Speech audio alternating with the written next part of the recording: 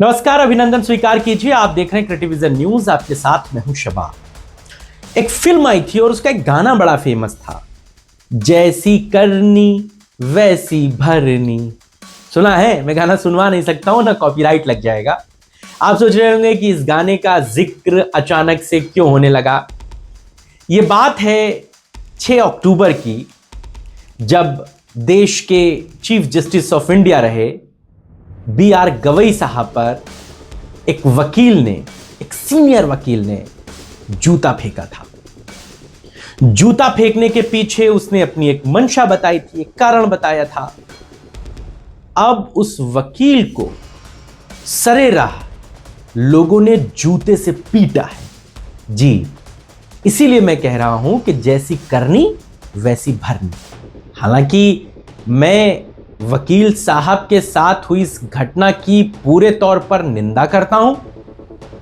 यह वही वाली निंदा है जो अक्सर हमारे राजनेता करते रहते हैं, किसी गलत काम पर, किसी ऐसी बात पर जिस पर कोई एक्शन ना ले पाए, निंदा कर ले।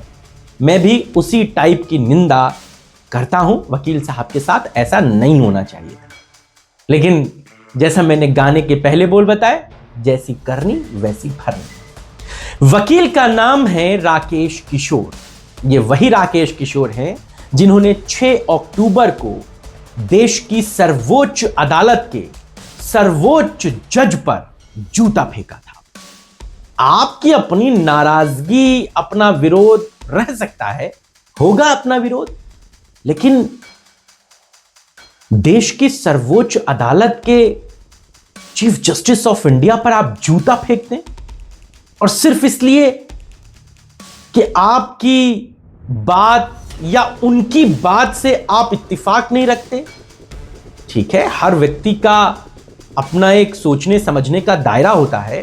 वकील साहब का अपना दायरा रहा होगा। गवई साहब ने क्या कहा, क्यों इन पर इन्होंने जूता फेंका था, यह पूरी बात आपको बताऊंगा। लेकिन पहले वकील राकेश किशोर की पिटाई का वीडियो देख लीजिए। यह भी सुप्रीम कोर्ट की ही दहलीज पर, यानी कि उसके थोड़ा सा बाहर हुआ है। किस तरह राकेश किशोर पीटे जा रहे हैं। एक वकील ने ही उनको जूतों से, चप्पलों से मारा है। पहले वीडियो देखिए।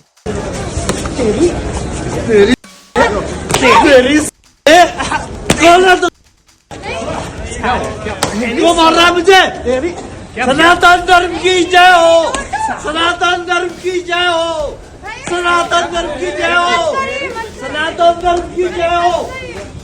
देख लिया वीडियो आपने। इस वीडियो में आपको क्या अनोखी चीज नजर आई?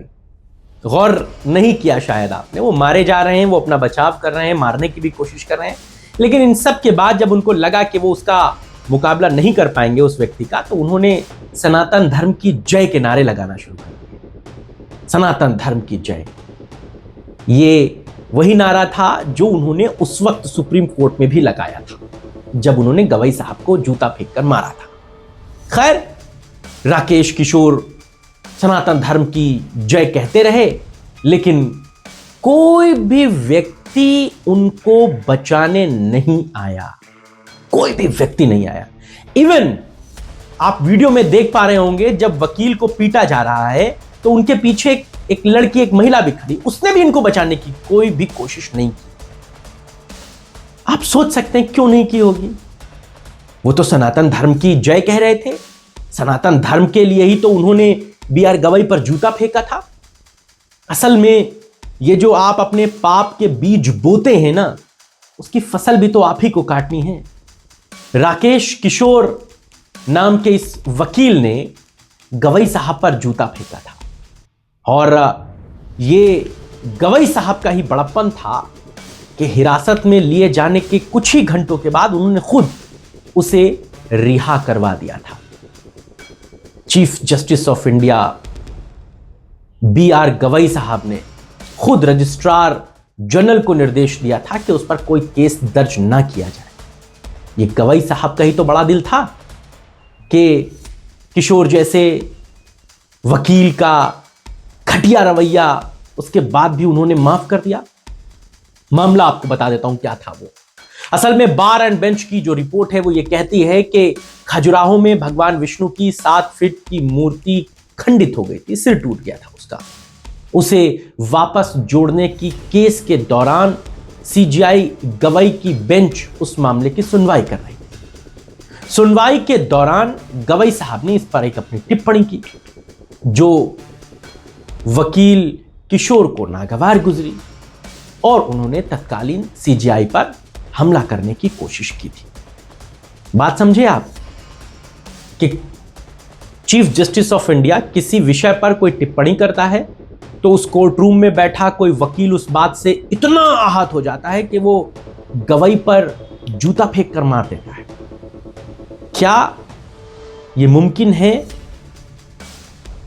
कि आप किसी पर इस तरह से जूता फेंक दें और आपकी मनोदशा बिल्कुल ठीक हो? मैं तो नहीं मानता इसको। गवाई साहब पर जब ये जूता फेंका गया, चारों तरफ इसकी निंदा हुई, बहुत सारी बातें हुई, लेकिन राकेश किशोर चौड़े होकर मीडिया में बाइट दे रहे थे कि अरे वो तो सनातन धर्म का अपमान कर रहे थे, मैंने जो भी किया मुझे इस बात का अफसोस नहीं। अभी गवाई साहब ने उस पर एक्शन ले लिया होता ना तो ये राकेश किशोर जैसे लोग जेल की हवा खा रहे होते, तब इनकी अकल ठिकाने आ जाए और आनी चाहिए थी। तो गवाई साहब का बड़प्पन था, उन्होंने कहा चलो ठीक है जान दो। और जब खुद मारे गए, जब खुद की पिटाई हुई राकेश किशोर की, तब मीडिया में बाइट दे रहे हैं कि 100-150 लोग, वो बाइट भी एएनआई की, वरना मैं बाइट भी आपको सुनवाता। कहते हैं कि 100-150 लोगों ने मुझे मारने की कोशिश की, मारने की कोशिश नहीं की बल्कि मुझे मारा, और मैं सनातन धर्म की जय करता रहा लेकिन किसी ने मुझे नहीं बचाया। मैं सोच रहा था कि कोई मुझे बचा लेगा क्योंकि मैं सनातन धर्म की बात कर रहा था, कोई बचाने नहीं गया। ये बात ये बताती है कि जो बातें आपने शुरू की थी वो बहुत दूर तक गई, और अभी तो ये फौरी तौर पर 2-4 लोग अपने विरोध पर आए हैं। आगे तो अभी आपको बहुत जीवन काटना है, बहुत जगहों पे जाना है, सार्वजनिक जगहों पे मंच साझा करना है, शादी, बारात, विवाह समारोह, बहुत जगहों पर जाना है। हालांकि मैं फिर कहता हूं, इस तरह की घटना की हम निंदा करते हैं। राकेश किशोर जी के साथ जो हुआ वो बिल्कुल गलत हुआ, नहीं होना चाहिए था। किसी को भी अपना विरोध इस तरह दर्ज नहीं कराना चाहिए। आपकी कोई शिकायत है, थाना, पुलिस, चौकी सब है, आप जाइए अपनी बात करिए। लेकिन इसकी शुरुआत किसने की थी? शुरुआत भी तो राकेश किशोर ने की थी।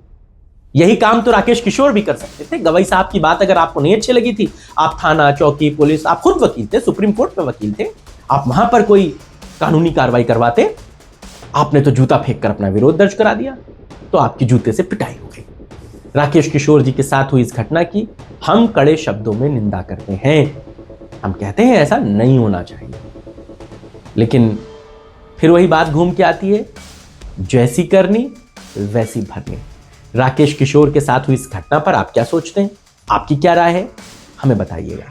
आपकी राय और विचारों का इंतजार रहेगा। फिलहाल इतना ही। नमस्कार।